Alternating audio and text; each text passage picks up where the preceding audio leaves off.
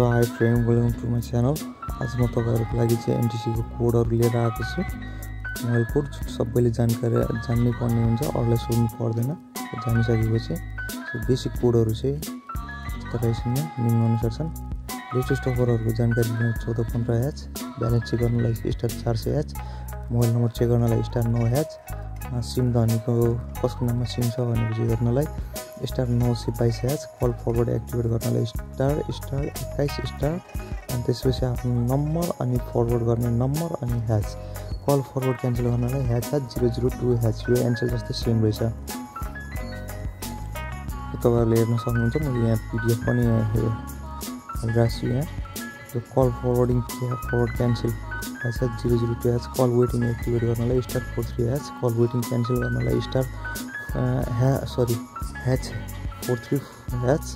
Balance ट्रान्सफरको लागि *422# security code, अनि त्यसपछि मोबाइल नम्बर, अनि त्यसपछि अनि त्यसपछि ब्यालेन्स अनि यस कोड, अनि सेन्ड गरिदिनुहोस् 1415 सिक्युरिटी कोड छैन भने।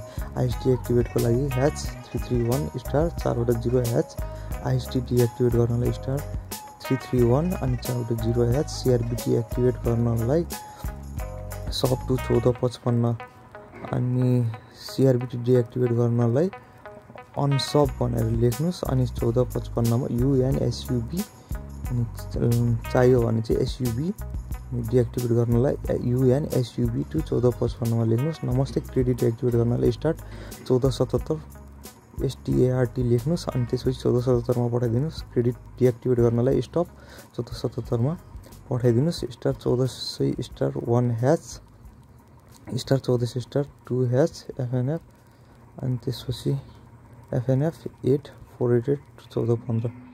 So friends, thank you for watching.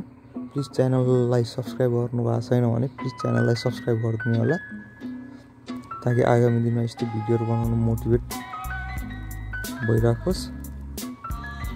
Thank you for watching, please subscribe.